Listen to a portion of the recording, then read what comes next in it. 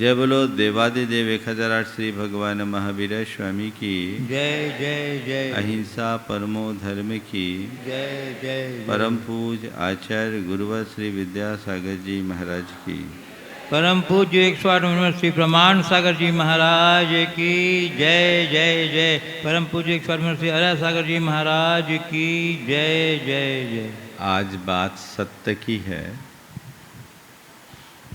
और सत्य को अनेक रूपों में व्याख्यायित किया जाता है। जब हम सत्य को एक परम तत्व के रूप में देखते हैं तो पाते हैं कि सत्य के विषय में कुछ कहा ही नहीं जा सकता, क्योंकि वह अकथ्य है, उसे कहा नहीं जा सकता। वह केवल अनुभव किया जा सकता है, जो हमारे भीतर का तत्व है। आज मैं उस सत्य की बात आपसे नहीं कर रहा हूँ जो शाश्वत है, चिरंतन है, हमारे भीतर का परम तत्व है, वह सत्य है। बाकी सब असत्य है। एक व्याख्या है, ब्रह्म सत्यम जगत मिथ्या। ब्रह्म सत्य है, जगत मिथ्या है। उस सत्य की अनुभूति जिसे होती है उसका बेड़ा पार होता है। लेकिन आज मैं आपसे अलग संदर्भ में बात करने जा रहा हूं और आज की बात गुरुदेव के एक हाइकू के माध्यम से कहना चाहूँगा। दो जीव न हो जीवन में सत्य ही सब कुछ है। दो जीव न हो जीवन में सत्य ही सब कुछ है। 17 अक्षरों के इस हाइकू में उन्होंने बहुत बड़े अनुभव का निचोड़ रख दिया है। संसार में कई तरह के लोग होते हैं। कुछ लोग होते हैं जो सदैव सत्य बोलते हैं और कदाचित मुख से झूठ निकल जाए तो उनके मन में घोर आत्मग्लानि होती है। दूसरे प्रकार के लोग वे हैं जो परिस्थितिवश असत्य बोलते हैं। तीसरे प्रकार के लोग वे हैं जो आदतन झूठ बोलते हैं। और चौथे प्रकार के लोग वे हैं जो कभी सत्य नहीं बोलते, वो झूठ ही बोलते हैं। ये 4 श्रेणी के लोग हैं। आज सत्य के दिन सत्यतापूर्वक अपने भीतर झांक कर देखो, मेरे भीतर इसका कौन सा संस्करण है। पहला वाला, दूसरा वाला, तीसरा वाला या चौथा। कभी झूठ नहीं बोलते, झूठ निकलने से मन में ग्लानि का भाव होता है, पहले टटोलो। और नहीं, कई बार झूठ बोलना पड़ता है तो झूठ बोलते हैं, वजह पड़ने पर झूठ बोलते हैं, ऐसे सत्य बोलते हैं। और तीसरे प्रायः झूठ बोलते हैं, कभी कभी सच बोलते हैं। और कुछ तो ऐसे झूठे लबरे होते हैं जो कभी सच बोलते ही नहीं। बोलो, आंखें बंद करके भीतर घुसो। मेरे भीतर किस श्रेणी का व्यक्तित्व है? एक बात सोचो, तुम्हारे द्वारा कोई पाप होता है मन में ग्लानि होती है, पश्चाताप होता है कि नहीं होता है? एक चींटी मर जाए तकलीफ होती है, झूठ निकलती है तो झूठ निकलने पर तकलीफ होती है क्या? झूठ भी तो पाप है, इसे पाप मानते हो? अगर पाप मानते हो तो झूठ निकलना नहीं चाहिए, झूठ निकलने से पहले सजगता होनी चाहिए, और यदि निकल गए तो मन में पश्चाताप का भाव होना चाहिए। पर अक्सर लोगों में देखा ये जाता है, झूठ बोलते ही हैं और कहते क्या करें, इसके बिना थोड़ी चलेगा, हाँ, इसके बिना थोड़ी चलेगा। वह जो प्रवृत्ति है, ये प्रवृत्ति कतई अच्छी नहीं है। आचार्य गुरुदेव कहते हैं, दो जीव न हो जीवन में सत्य ही सब कुछ है। सत्य ही सब कुछ है, ये सभी जानते हैं। जानते हैं कि नहीं जानते हैं? पर अपनाते हैं। महाराज जी सत्य ही सब कुछ है, बोलते हैं, सुनते, अच्छा भी लगता है, लेकिन देखते हैं जब जब हम सच के रास्ते पर चलते हैं तो बहुत सारे झमेले खड़े हो जाते हैं, और झूठ के रास्ते में थोड़ी सुविधा दिखती है ना? शायद इसी सुविधा के लिए लोग झूठ को चुन लेते हैं, पर वो ये नहीं समझते कि झूठ में अल्पकालिक सुविधा है, लेकिन दीर्घकालिक पीड़ा, और सच में अल्पकालिक कठिनाई भले हो जाए पर उसमें दीर्घकालिक सुकून होता है। सत्य बोलने वाला निश्चिंत होता है, और झूठ बोलने वाला कभी निश्चिंत नहीं रह सकता। उसके मन में सदैव शंका बनी रहती है कि मेरा भेद न खुल जाए, मेरी पोल न खुल जाए, और उसको मेंटेन करने के लिए एक झूठ को ढकने के लिए 100 झूठ और बोलनी पड़ती है। आज गुरुदेव ने कहा दो जीव न हो। दो जीव मतलब जो बोल बोल कर पलट जाए, उसे दो जीव वाला बोलते हैं। गुरुदेव ने तो बहुत शालीन शब्दों का प्रयोग किया, लेकिन बोल चाल की भाषा में ऐसे व्यक्ति को क्या कहा जाता है? क्या कहा जाता है? थोड़ा बोलो तो क्या बोला जाता है? दो गला, है ना?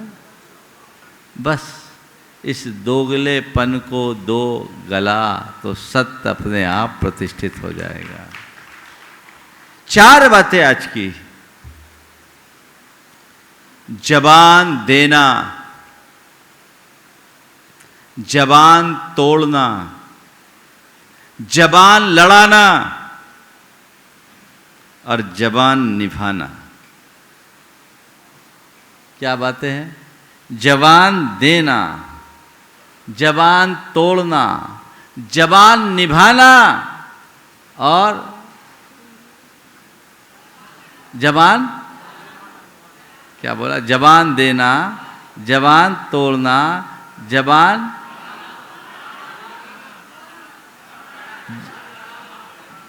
लड़ाना और जबान निभाना। देना, तोड़ना, लड़ाना, निभाना, है ना? अब इन चारों को देखो सत्य के संदर्भ में। सबसे पहली बात, जल्दी से किसी को जबान मत दो, और जबान दो तो कभी तोड़ो मत, उसे निभाओ। जबान देने के बाद उसे तोड़ो मत, उसे निभाओ, कभी जबान मत तोड़ो। आजकल लोगों के जबान का कोई भरोसा होता है?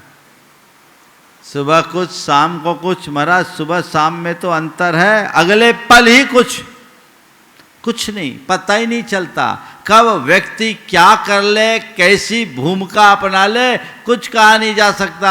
आज के समय में मनुष्य की स्थिति ऐसी हो गई कि उसके वचनों का कोई भरोसा नहीं रखा जा सकता। पुराने समय में लोग अपने जबान के पक्के होते थे। कागज पत्तर की बात सेकेंडरी होती थी, लेकिन एक बार जबान दे दिया सो दे दिया, लिखा पढ़ी से कोई मतलब नहीं। और आज का समय ऐसा आ गया कि लिखा पढ़ी हो जाने के बाद भी लोग नकली दस्तावेज बना लेते हैं, फर्जी डॉक्यूमेंट्स बना लेते हैं। ये क्या है? ये असत्याचार है। इसलिए क्योंकि मनुष्य की सत्य निष्ठा दिनों दिन कमजोर होते जा रही है।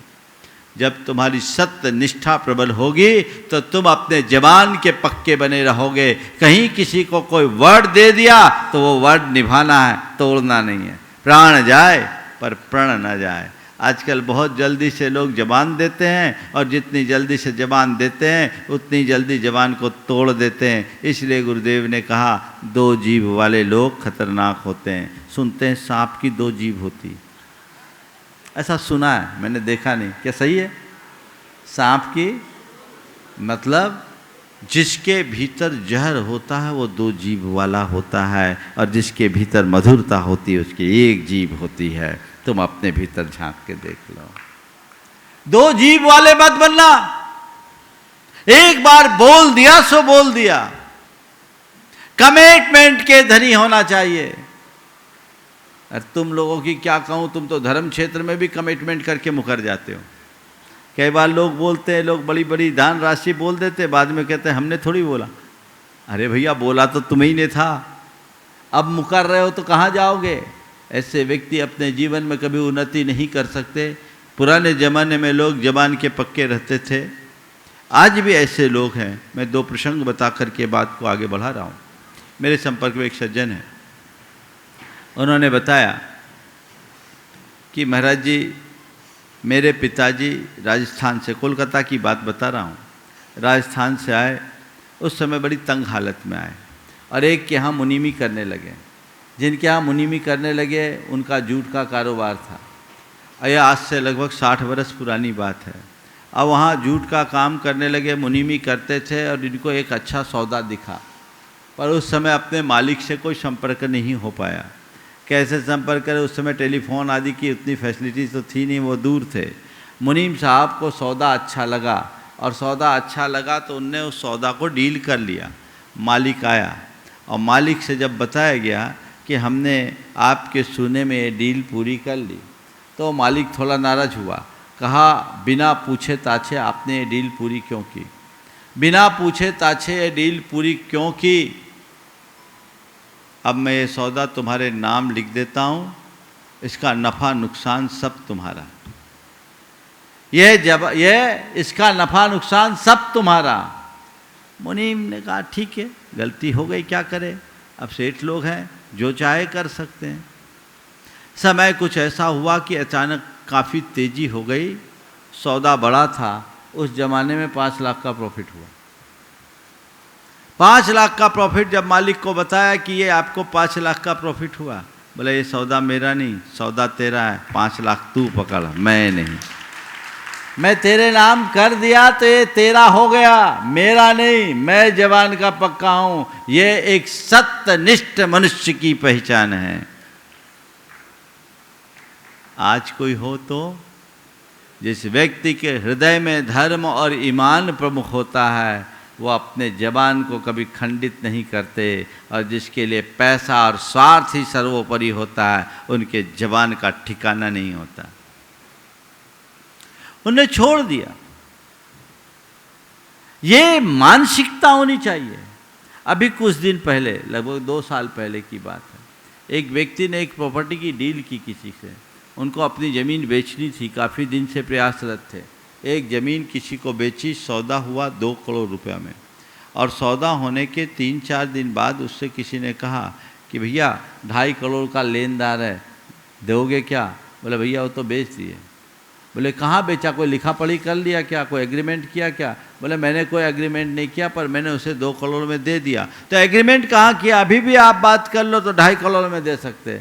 बोले मेरे लिए एग्रीमेंट का महत्व नहीं है, मेरे लिए मेरी जबान का महत्व है। मैंने 2 में दे दिया तो 2 ही दूंगा। ये है जबान देना और जबान निभाना। आज सत्य के इस प्रसंग में अपने मन को सच्चाई के साथ तराशो और देखो। क्या मेरा मन लोभ लालच से प्रभावित नहीं होता? छोटी छोटी बातों में अपनी बात से मुकरता तो नहीं हूं? अगर मुकर रहा हूं तो मान करके चलना मैं अभी बहुत निचली भूमिका में जी रहा हूं। जबान दो, जबान के पक्के बनो, कच्चे नहीं। कह दिया सो कह दिया। झूठ बोलो मत। अगर झूठ निकल जाए, बोलना भी पड़े तो अपने आप को संभालो,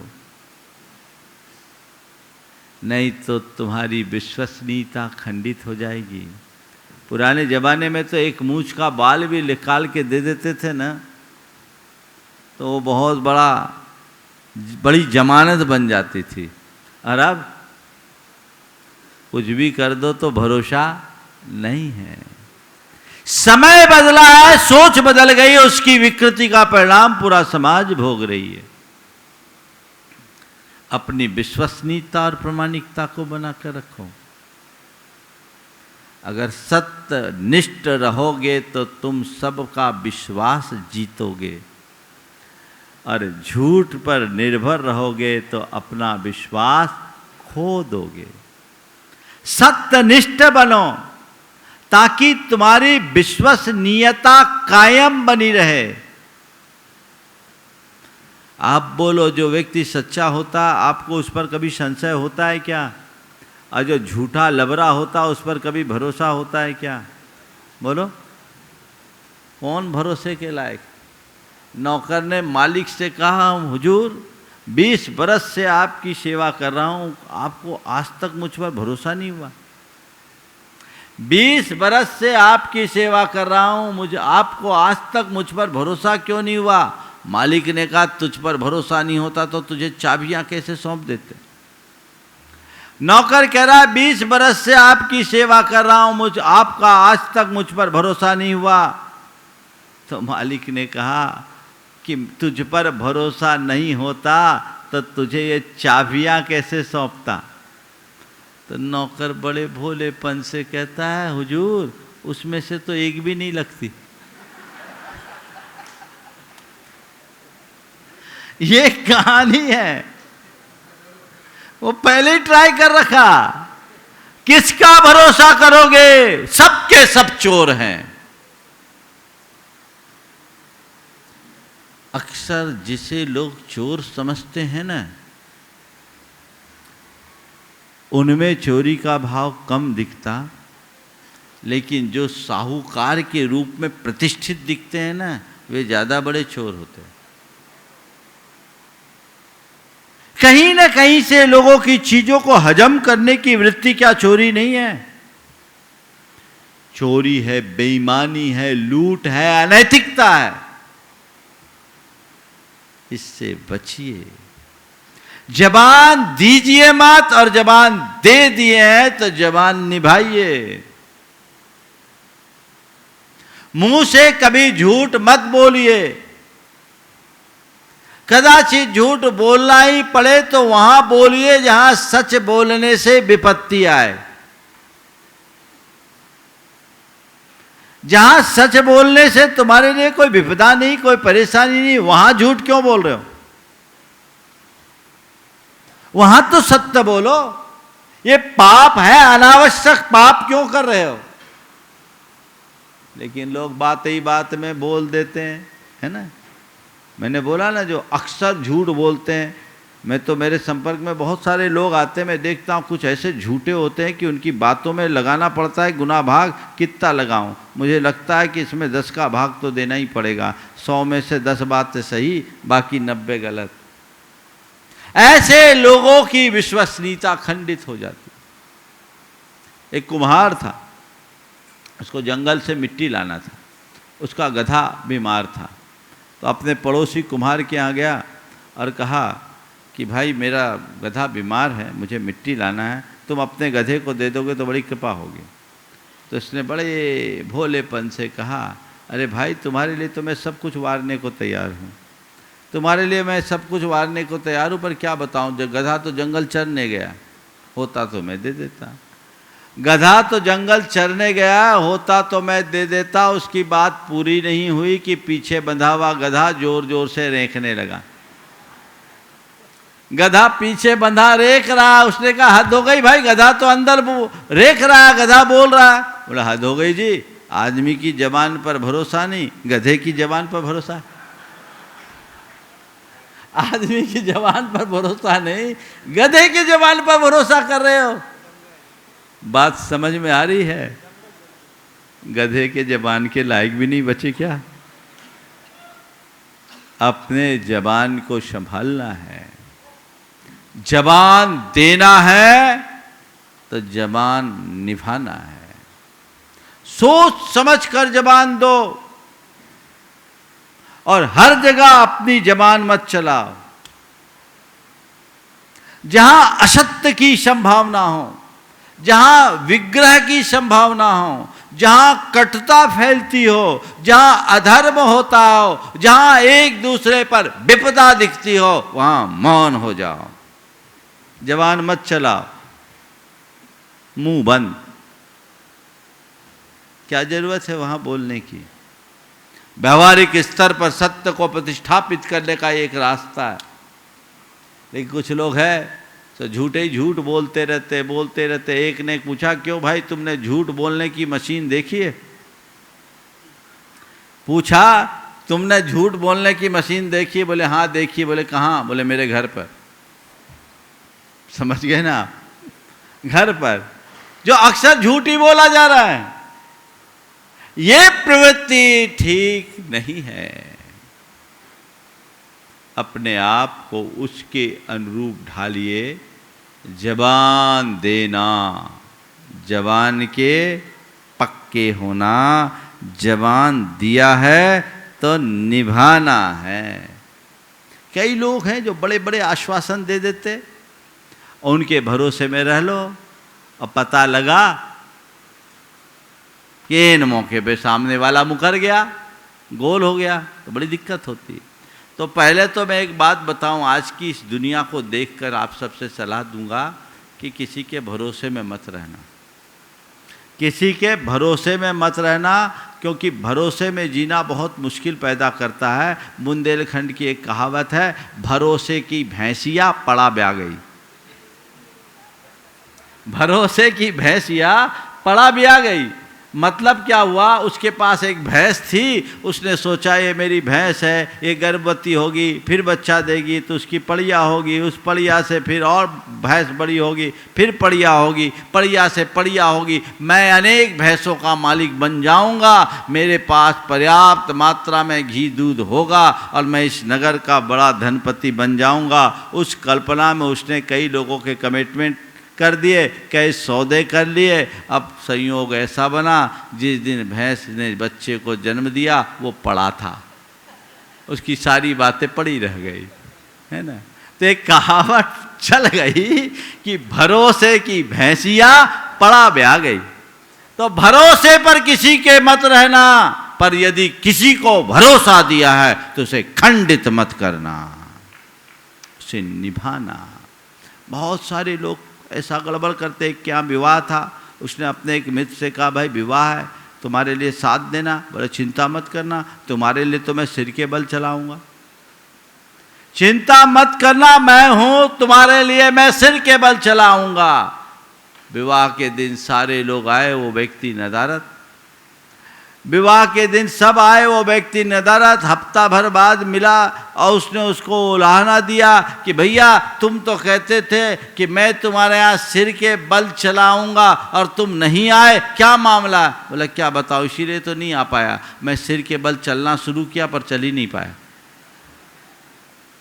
सिर के बल चलना शुरू किया, चल ही नहीं पाया। ये स्थितियां ठीक नहीं है। तो जबान देना, जबान निभाना, जबान तोड़ना, तोड़ना कभी मत। दे दिया है तो निभाना है। दे दिया, जबान दे दिया तो अब मुझे निभाना है। तोड़ना नहीं है, टूटने नहीं देना एट एनी कॉस्ट। जबान के पक्के व्यक्ति सर्वत्र प्रतिष्ठा के पात्र होते हैं, और जो जबान तोड़ देते हैं उनको कहीं भी कोई भी नहीं पूछता। तो जबान तोड़ना नहीं, जबान निभाना। समझ गए? और एक सबसे गड़बड़ बात है, जबान लड़ाना या जबान चलाना। जबान लड़ाने का काम जीवन में कभी मत करना। बात समझते? जबान लड़ाने का मतलब क्या होता है? जबान लड़ाने का मतलब क्या होता है? हाँ? बिना मतलब की बहस या बकवाद करना, है ना? क्यों जबान लड़ाते हो किसी से? किसी से जबान लड़ाने का कोई काम ही नहीं। अपने काम से काम करो और काम खत्म। कुछ लोगों को शौक होता है लोगों से जबान लड़ाने का, और वे थोड़े बातूनी किस्म के भी लोग होते हैं, जो इतना बोलते हैं कि उनके बोली में कोई सार ही नहीं दिखता, छन्ना लगाना पड़ता है। और फिर इतना ही बोले तो ठीक है, उल्टा बोलते हैं। मीठा बोले तो ठीक है, पर उल्टा बोले, कड़वा बोले तो कैसा ठीक होगा? जबान लड़ाने में सदैव बहस होती है, विवाद होता है, और बहस और विवाद में व्यक्ति की भाषा में संयम नहीं रह पाता, आक्रोश होता है, आवेश होता है, अहम होता है, उत्तेजना होती है। आक्रोश, आवेश, अहम और उत्तेजना मनुष्य को अशांत करती है और हमारे संबंधों को बिगाड़ देती है। सत्य के आज इस प्रसंग में आपसे इतना कहूँगा, तय कर लीजिए, मुझे किसी से जबान नहीं लड़ाना। मुझे किसी से जबान नहीं लड़ाना। अपनी जबान को फालतू नहीं चलाना। क्यों ज़्यादा जबान चलाओ? क्यों इधर उधर की बातें कर दो? एक बार कर दोगे तो उसका परिणाम भयानक होता है। कड़वाहट कभी नहीं होनी चाहिए, क्योंकि हमारा जिस किसी से भी संबंध बनता है वो हमारे वचनों से होता है। वचनों से ही संबंध बनते हैं और वचनों से ही संबंध बिगड़ते हैं। किसी से यदि हम मधुर शब्दों में बात करें तो वो हमारा अपना हो जाता है, और किसी को चुभने वाली बात कह दी जाए तो अपना भी गैर हो जाता है। ये आप सबका अनुभव है कि नहीं? बोलो, है? हाँ? कड़वे शब्द बोलकर कभी किसी को अपना बना पाए? और मीठे शब्द बोलने वाले का हर कोई अपना होता है। क्या चाहते हो, लोग तुम्हें अपनाएं या लोग तुम्हें ठुकराए? क्या चाहते हो? बोलो। हाँ? इतने धीमे धीमे क्यों बोलते हो भाई? हाँ? लोग तुम्हें अपनाएं। तो यदि तुम सच्चे मन से ऐसा चाहते हो कि लोग तुम्हें अपनाएं, तो अपने मुख में मिठास लाओ। गुरुदेव का एक बहुत अच्छा हाइकू है, मधुर बनो, मधुर बनो, दांत तोड़ गन्ना भी लोकप्रिय है। मधुर बनो, दांत तोड़ गन्ना भी लोकप्रिय है ना? गन्ना तो सबको प्रिय है कि नहीं है? हाँ?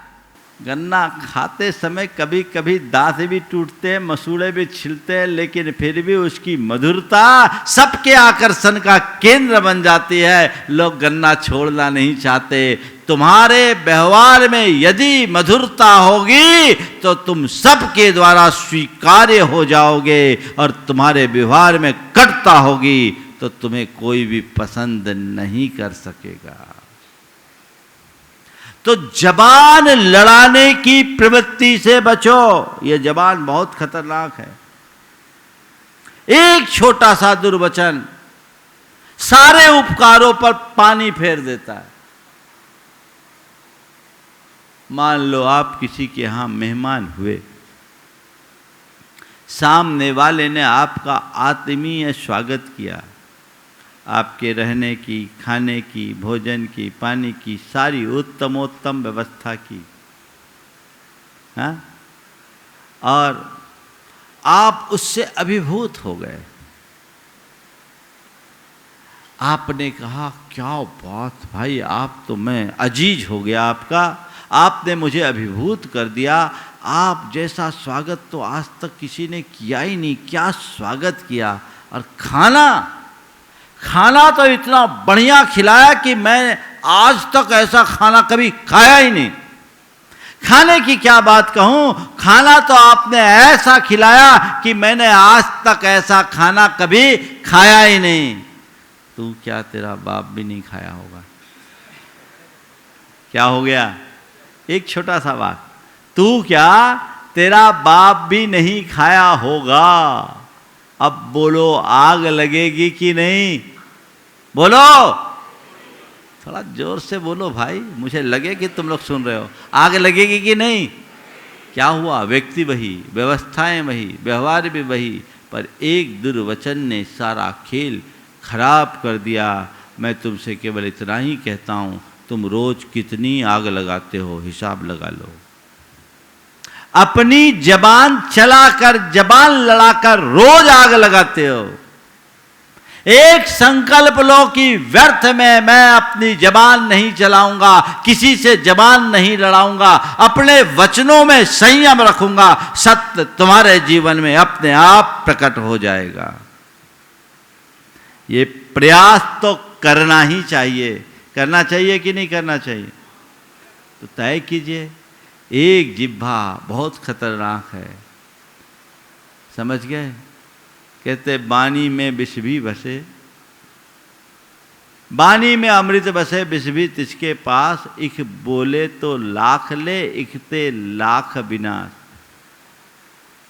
इस जिह्वा में अमृत बसे, विष भी तिसके पास, इक बोले तो लाख ले, इकते लाख विनाश। वाणी में वह वशीकरण है जो लाखों को एक सूत्र में पिरो दे, तो वाणी में ऐसा विस्फोट भी है जो लाखों को तार तार कर दे। अपनी वाणी को ऐसा बनाओ कि जो वशीकरण का काम करे।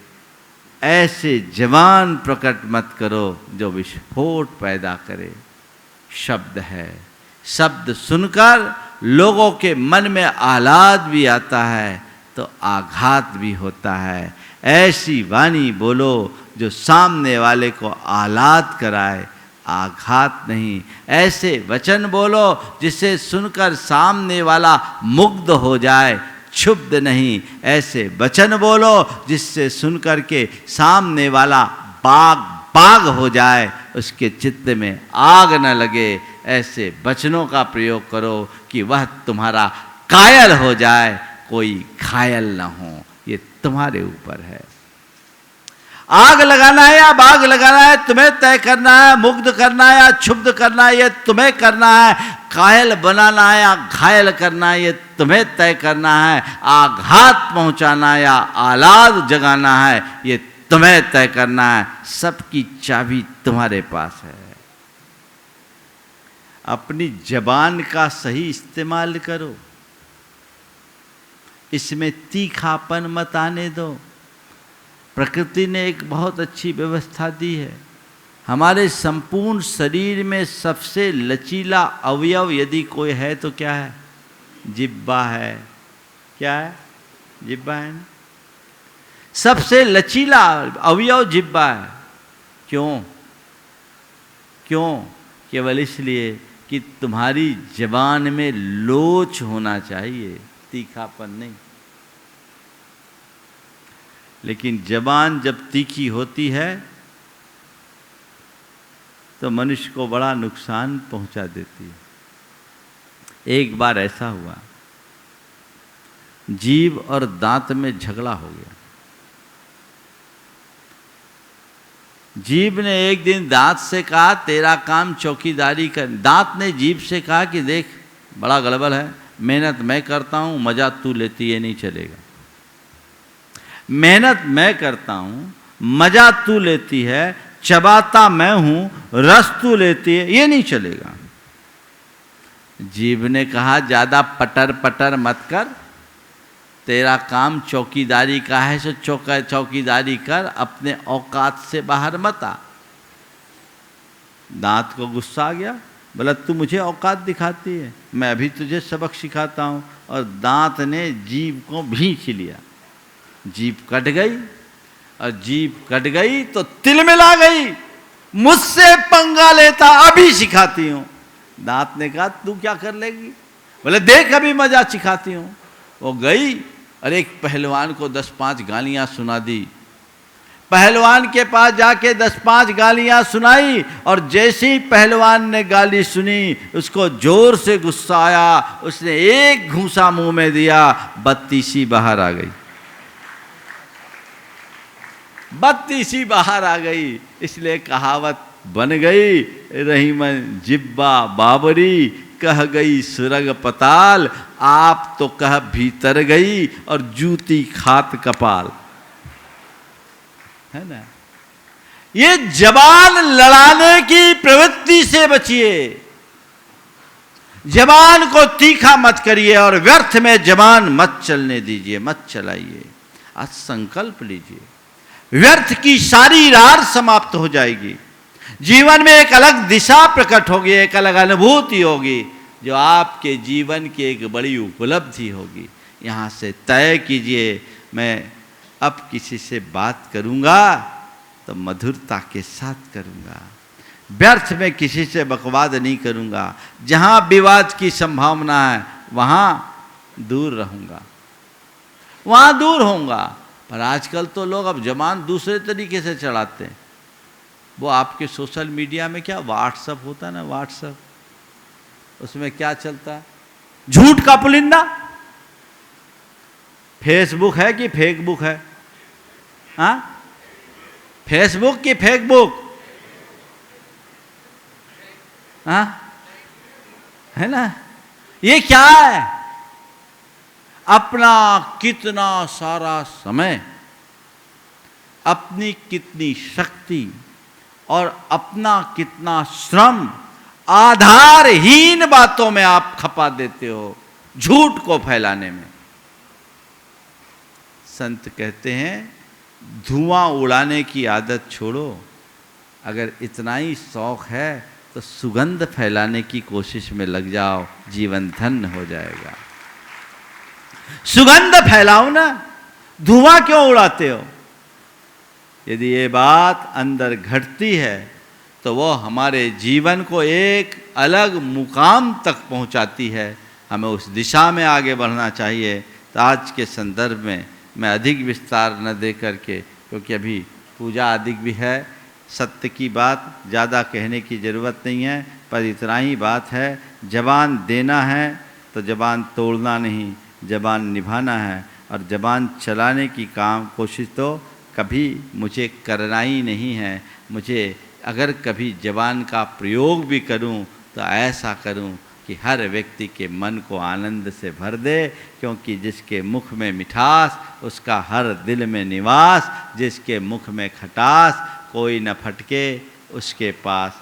तो बस अपने मुख में मिठास रखिए, हर व्यक्ति के अंदर मधुरता का रस घोल दीजिए, जिससे हमारे जीवन की उन्नति हो सके और हम अपने जीवन को आगे बढ़ सके। अगर आप किसी के सामने बोलना भी चाहें तो ऐसा बोलिए जिससे उसको प्रेरणा मिले, प्रोत्साहन मिले, प्रेम और आत्मीयता बढ़े।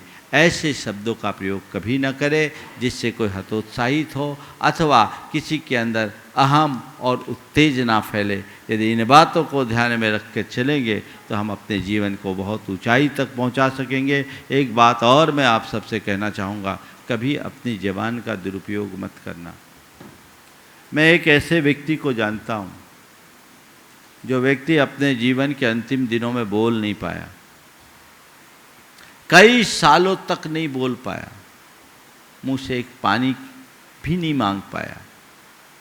और उस व्यक्ति की ये थी कि जीवन भर वो व्यक्ति अनर्गल बोलता रहा, अपनी जबान का दुरुपयोग किया, सीधी मुंह कभी बात ही नहीं किया। अपने अपने बच्चों से, बहुओं से, किसी से भी वो आदत ही ऐसी हो गई। मैं बोला ना कि कई लोग हैं कड़वा बोलते हैं, आदतन झूठ बोलते हैं, और कोई लोग झूठ ही बोलते हो, चौथे लेवल के आदमी थे।